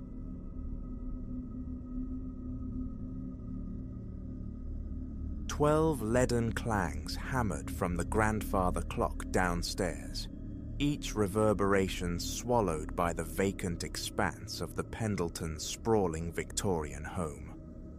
I surfaced violently from sleep, breath catching, unsure if the sound tearing me from slumber was the clock's solemn pronouncement or something else. Another echo from the disquieting tapestry my dreams had become. In the oppressive dark, straining to reclaim the rhythm of my pulse, I heard it again. A muffled impact, a weight settling somewhere directly overhead. This marked my third night guarding the Pendletons' estate, and until that precise moment, a fragile truce held between my nerves and the house's peculiarities. I'd labeled the unsettling whispers and fleeting shadows as figments, mere static generated by solitude in unfamiliar grandeur. But now, adrift in the dead hours, that undeniable thud descending from the supposedly uninhabited upper reaches shattered my carefully constructed rationale. An insidious wrongness permeated this place. The Pendletons, acquaintances woven into the fabric of my family history, had offered the house-sitting post like a gilded prize, a month-long European voyage for them, a solitary reign over this historic jewel for me, complete with shimmering pool and cavernous home cinema, a perfect summer idyll, or so it seemed. Yet from the instant the heavy oak door groaned shut behind me, an invisible current of unease had flowed through the rooms, a persistent sensation of being observed by unseen eyes. I'd dismissed it, attributing the prickling awareness to the sheer scale of the house, the unfamiliarity of its vast, lonely spaces. Then began the subtle disturbances, the quiet erosion of normalcy. I'd returned to find small objects, a book, a glass, mysteriously repositioned. The television screen would blossom with light, unbidden, in the deepest watches of the night. Once, a flicker at the periphery of my vision resolved into a fleeting silhouette streaking across the hallway. Turning, I found only empty air and dust motes dancing in a stray moonbeam. Explanations came readily, if unconvincingly. The groans of an old structure settling, an obscure timer on the television, fatigue conjuring specters. Yet a deeper instinct recoiled from these facile answers. Now, pinned to the mattress by a chilling certainty, listening to the soft cadence of footfalls traversing the floor above, those flimsy justifications disintegrated. This wasn't imagination. This demanded confrontation. With excruciating slowness, I slid from the bed, the ancient floorboards emitting a low groan beneath my weight. My phone's beam sliced through the darkness as my eyes darted about, seeking some form of defense. They landed on a weighty brass candlestick gleaming dully on the dresser, a meager shield, yet better than bare hands. Clutching the cold metal and the phone, I slipped into the corridor. The air hung thick, stagnant, as though the house itself held its breath, awaiting my next move. Towards the grand staircase I crept, each step a drawn-out agony, ears straining against the silence for any betraying sound from the upper level. Upon reaching the second-floor landing, the sound manifested again, a faint, dragging scrape, evocative of furniture being nudged across floorboards, originating from the attic's direction. A tremor seized my hands, the candlestick nearly slipping from my grasp. Raw instinct shrieked retreat, urging me to flee this suffocating pile of timber and secrets, but that treacherous human impulse, curiosity, tugged me onward. Before me loomed the attic door, a shadowed aperture promising engulfment. My trembling fingers closed around the doorknob. Its glacial touch sent a jolt up my arm. Drawing a ragged breath, I twisted the knob and pushed. The phone's light carved an arc through the attic's interior, revealing shapes draped in ghostly white sheets, towers of cartons brimming with forgotten lives, and intricate webs lacing the rafters like macabre decorations. Initially, nothing seemed amiss beyond the expected neglect. Then, the beam snagged on something in the furthest corner, half concealed by stacked boxes that turned my blood to ice. A rocking chair. It swayed gently, rhythmically, back and forth, as if its occupant had only just risen, but the space around it was utterly empty. Rooted to the threshold, my mind struggled to bridge the chasm between sight and reason. The rocking decelerated, hesitated, then ceased, plunging the attic into profound, unnerving stillness. Had I conjured it? A trick of the light, perhaps? Then, with deliberate, measured grace, the motion recommenced. A thin whimper escaped my throat. I stumbled backward, colliding with the doorframe, nearly tumbling down the stairs in my frantic scramble for distance. I fled back to the relative sanctuary of the bedroom, slammed the door, and jammed a chair beneath the knob, a futile barricade against the intangible. My heart hammered against my ribs, a frantic drumbeat against the silence. The remainder of the night passed in a state of hypervigilant dread, huddled beneath the covers, each creak and settling sigh of the old house amplifying my terror. Dawn arrived not as a comfort, but as a stark illumination of my exhaustion. Sleep was impossible. Answers were imperative. As soon as the hour felt remotely decent, I dialed Mrs. Pendleton. The forced cheer in my voice must have cracked, for her warm greeting swiftly morphed into solicitous concern. "Clara, is everything all right? Has something befallen the house?" I inhaled deeply, wrestling with how to articulate the night's events without sounding unhinged. "Mrs. Pendleton, I believe there's something amiss here. Something not easily explained, A significant silence stretched across the line. When Mrs. Pendleton finally responded, her voice was hushed, tinged with a weary resignation. "You've experienced something, haven't you?" The question blindsided me. Yes, how could you know?" A heavy sigh traveled through the receiver. "Because we have too. We simply chose not to acknowledge it, hoped perhaps that ignoring it might make it cease." My thoughts spun. They knew. All along, they knew. "What is it? What haunts this house?" "We're not entirely certain," Mrs. Pendleton admitted. "But the people who owned it before us, they recounted tales concerning the original family, the ones who erected the house, regarding the tragedy that unfolded within these walls." She then unfurled a narrative that chilled me profoundly.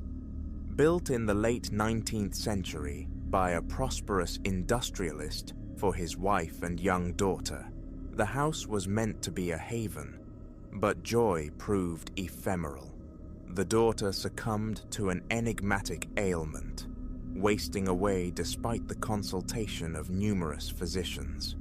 The father, desperate, turned from medicine to more shadowed paths, conducting rituals in the attic, seeking esoteric cures.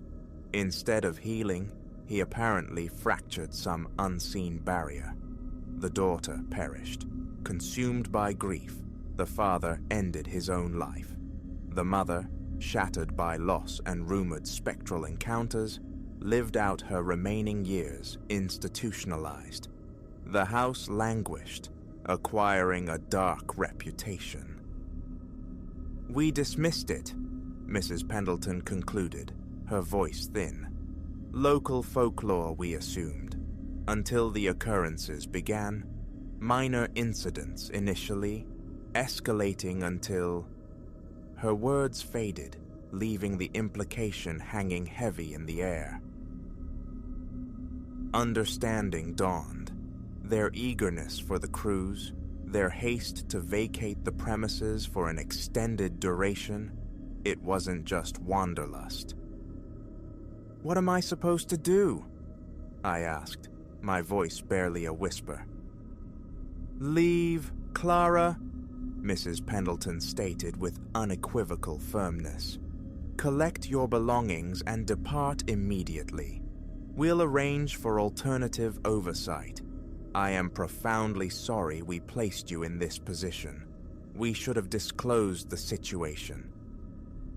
A surge of anger flickered, then died, extinguished by the palpable remorse in her tone.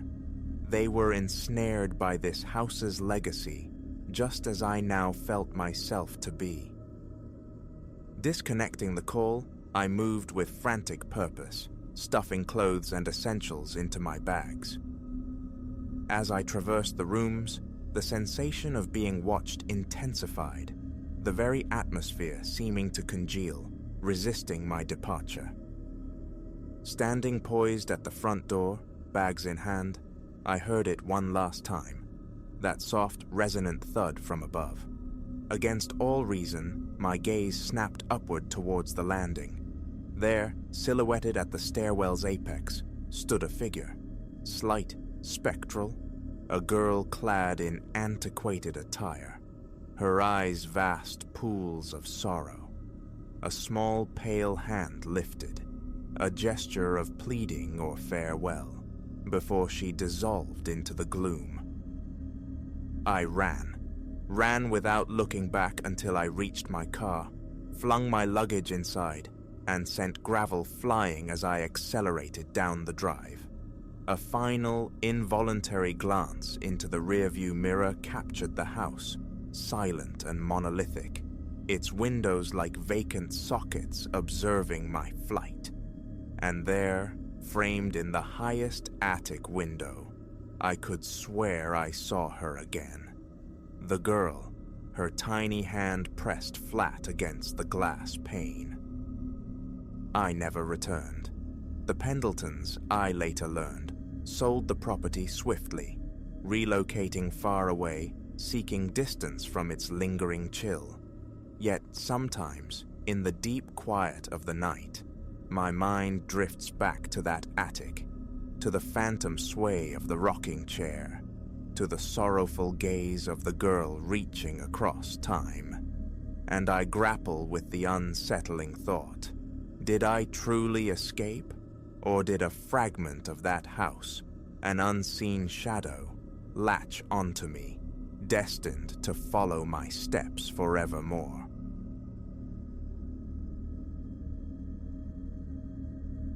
It caught Elias's eye the moment he breached the threshold of the cluttered antique emporium, a place thick with the scent of decaying paper and time itself. Scarcely larger than his own hand, the effigy nonetheless commanded attention amidst the gallery of sun-bleached canvases and fractured porcelain. Its texture was abrasive, somber, reminiscent of cooled lava flows. The form hinted at the human, yet its immense eyes, etched with peculiar concentric grooves, were anything but. A peculiar resonance, an unsettling thrum, pulsed up his arm when his fingers first brushed its surface. Warmth bloomed unexpectedly in his palm. The acquisition was almost involuntary, the price negligible. The proprietor, a desiccated man behind a scarred counter, visibly keen to see it gone. Wrapped crudely in newsprint, the statue accompanied Elias out, a tendril of inexplicable dread clinging coolly to his thoughts. He brought it back to his solitary existence that evening, to the confines of a compact one-bedroom flat lodged on the second floor of a venerable, slightly stooping building. Its partitions were paper-thin, the floorboards prone to groaning confessions underfoot. Usually, the corridor offered the stale aroma of his neighbor's perpetual coffee brewing, but tonight, a different scent threaded the air, something acrid, like scorched timber. Imagination, he chided himself. Inside, he deposited the figure on a small table, flanking his worn sofa. An immediate shift occurred, a palpable thickening of the air, as if the very ventilation had ceased despite the open windows, inviting the city dusk. Pacing the modest living area, Elias paused, swiped at the statue with a cloth. The stone beneath his touch seemed to amplify its heat, radiating a faint, almost vital warmth. Beads of sweat gathered on his brow. His shirt adhered damply to his spine. That first night was a trial. Sleep offered no respite, only a disquieting fugue state. Perhaps dream, perhaps nightmare. A voice intruded, guttural and strange, articulating syllables that refused familiar linguistic hooks. The words were sharp, cyclical, accompanied by a grating sound. Stone punishing stone. It was more than auditory. It was a vibration resonating deep within his skull. He awoke violently, lungs seizing for air, hands trembling, his heart a frantic drum against his ribs. The room reeked of hot ash, the ghost of a bonfire, but laced with a bitter, metallic tang. Flicking on the lamp revealed faint, dark annulations upon the wooden floor near the bed's foot. Small, precise, like charcoal sketches of absence. Disbelief warred with rising fear. Had he tracked in tar? But the circles possessed an unnerving perfection, less like stains, more like seared impressions. He checked his bare soles. Clean. The bedding yielded no clues. Only the marks remained, alien on the familiar floorboards. A cold tremor traced his spine, raising gooseflesh along his arms. He tried rationalizing, spilled ink, tracked residue, feeble explanations against the stark evidence. Extinguishing the light offered little comfort. The unintelligible litany and that skull-jarring scrape replayed, relentless, making his jaw ache from clenching. Morning found Elias depleted, shoulders knotted, a dull throbbing behind his eyes. He circled the bed, confirming the marks hadn't vanished. They persisted, slightly darker than the surrounding grain. A damp cloth proved useless against them. They seemed etched into the wood itself. The smell had dissipated, leaving only the faint memory of char. Unease clung to him like a shroud. Sleep had brought no restoration. Work beckoned, a demand for normalcy he struggled to meet.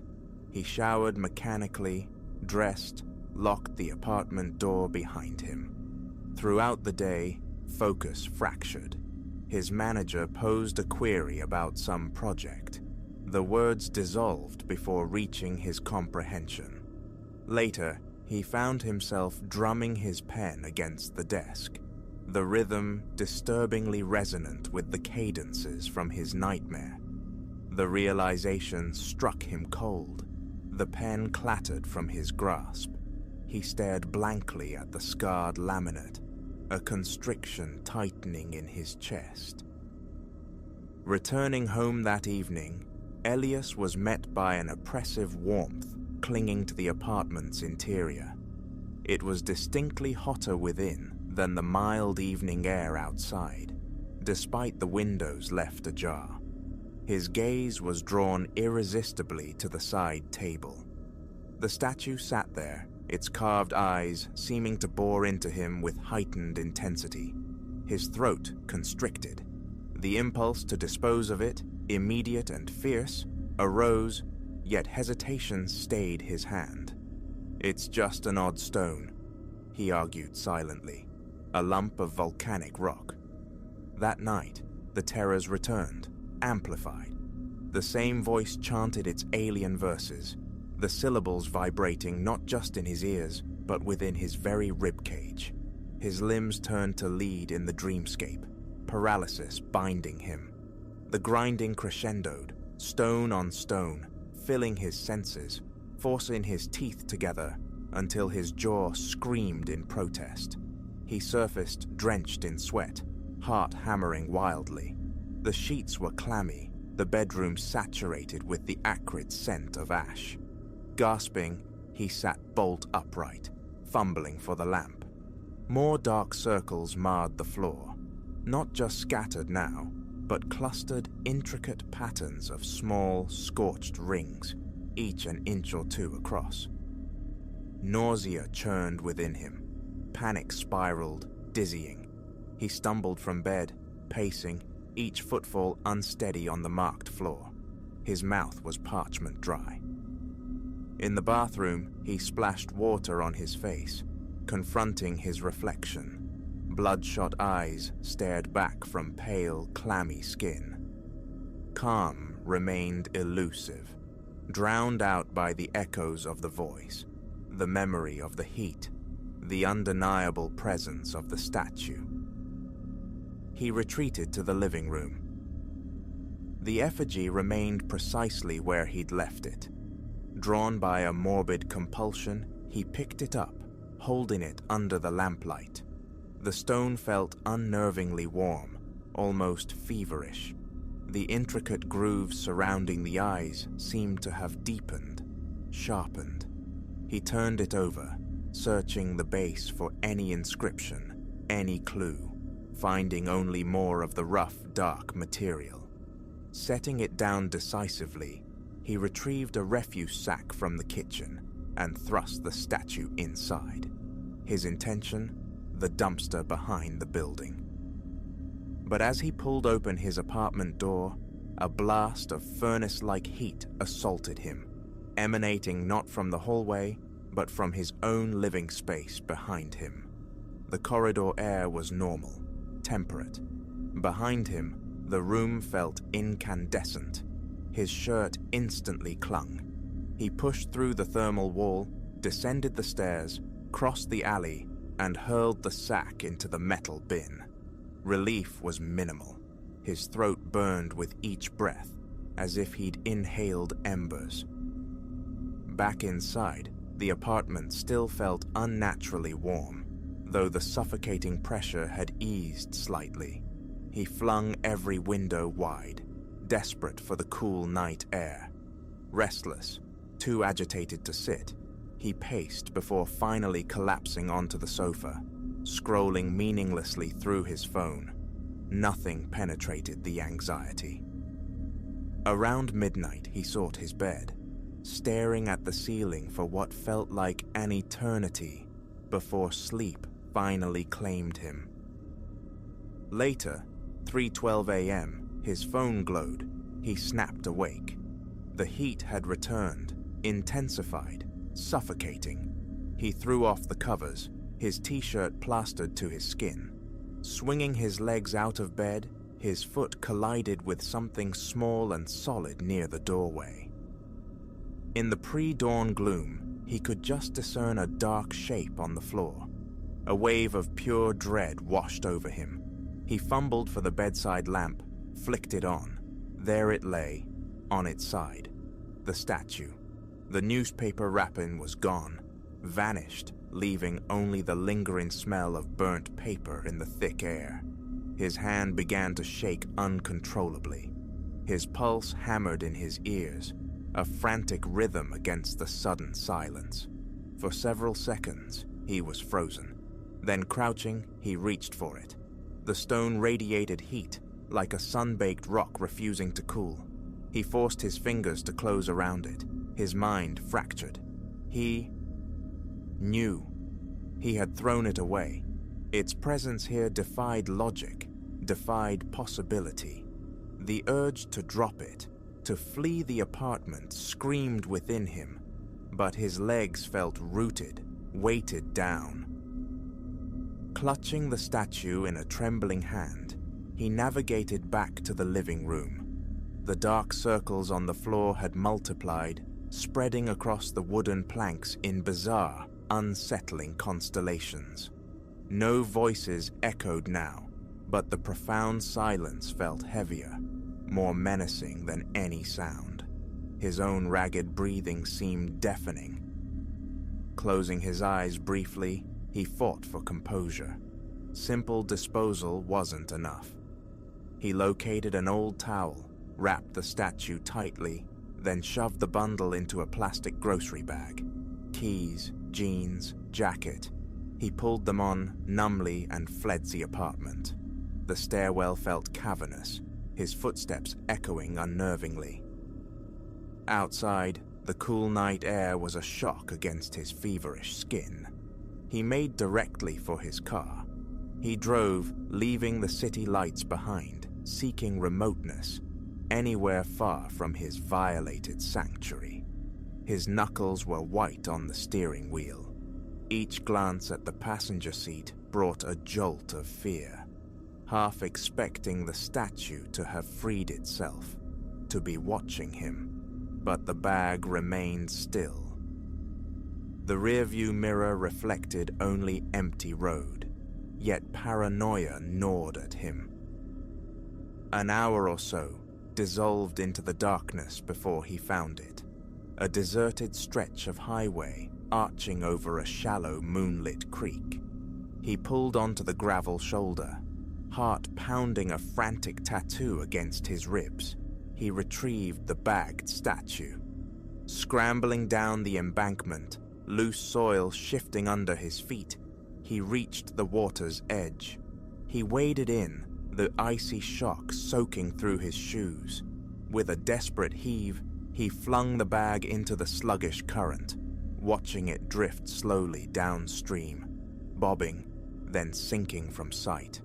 A profound wave of relief washed through him, loosening the vice grip on his shoulders. He returned to the car as the first hints of dawn stained the eastern sky. Exhaustion was a physical ache deep in his bones, but as he re-entered his apartment, the air felt different, cooler, almost normal. He secured the door, locked it, and sank onto the sofa, consciously trying to release the tension coiling in his muscles. Soon after, he stumbled to bed and fell into a heavy, dreamless sleep.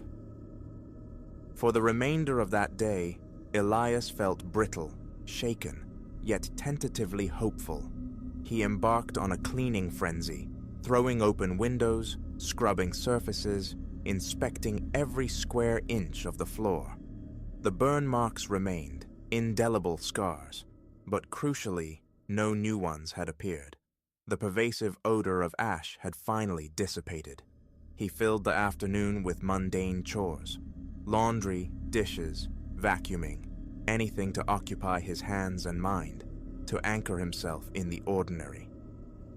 As night approached, anxiety began to prickle again. Lying in bed, he strained his ears, listening to the familiar hum of the refrigerator, bracing for the scrape, the voice, silence. He drifted off near midnight and slept undisturbed until morning. Waking, he felt more rested than he had in days. The deep, psychic dread had receded, though a residual ache lingered in his back. He went to work feeling cautious, wary, but undeniably relieved. The day passed without incident.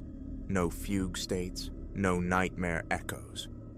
Returning home, he checked the living room almost ritually.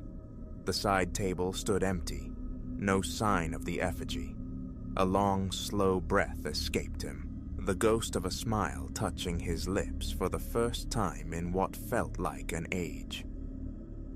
In the following days, the expectation of the statue's reappearance lingered. Each morning involved a furtive check beneath the bed, behind the sofa, inside the closet. He remained hyper-vigilant, but nothing manifested. The apartment maintained a normal temperature. The faint ash smell vanished entirely. Those dark circles on the floor never faded, becoming just another strange feature of his home. But they did not spread. Sleep gradually returned to him, though occasional jolts of panic still woke him, heart racing with the phantom memory of the heat, the sounds. One afternoon, drawn by a morbid need for answers, he returned to the antique shop. It was shuttered, windows boarded over. A stark sign declared it permanently closed. Peering through a crack between the planks revealed only impenetrable darkness within. He stood there for a moment, a familiar unease stirring, before turning away. Weeks have passed now. The nightmares haven't recurred. His apartment feels like his own again, albeit permanently marked by those scorched rings on the floorboards. He's considered sanding them down, refinishing the wood, but a deeper reluctance holds him back, a superstitious fear of disturbing something dormant. It's irrational, he knows, yet the feeling persists. The voice, the grinding sounds, remain confined to memory. His sleep is largely untroubled. Sometimes he wakes sweating, mistaking the warmth of his blankets for the statue's unnatural heat, but the panic quickly subsides. Whether the thing is truly gone, destroyed, or merely biding its time elsewhere, he cannot know. For now, his life has resumed its familiar cadence. Work remains demanding, the apartment small, his neighbor's coffee still offensively potent in the hallway. He finds himself grateful for these mundane irritations, preferable by far to the recent horrors. Thinking of the statue still tightens his muscles, accelerates his pulse. He sees the vast, grooved eyes, feels the impossible warmth of the stone in his palm. Explanation eludes him. He no longer seeks it. This isn't a tale for casual sharing. Laughter or horrified belief seem equally unappealing outcomes. He guards the experience closely. Sometimes, late at night, the old compulsion surfaces, and he finds himself checking the living room, ensuring the side table remains vacant. his toes brushing the faint, smooth depressions of the burns on the floor. He takes a breath, returns to bed, tells himself it's over. For now, he is free. But forgetting is impossible. The weight of the effigy, the searing heat crawling up his arm, the dream chants, the smell of ash, these are indelible. Yet so too is the memory of relief watching it sink beneath the creek water. That memory is his anchor, enough to grant sleep, even as a small vigilant part of him listens for a scratch at the wall, watches for a new mark upon the floor. If that day arrives, he will face it. Until then, he is all right. And that, for now, is everything.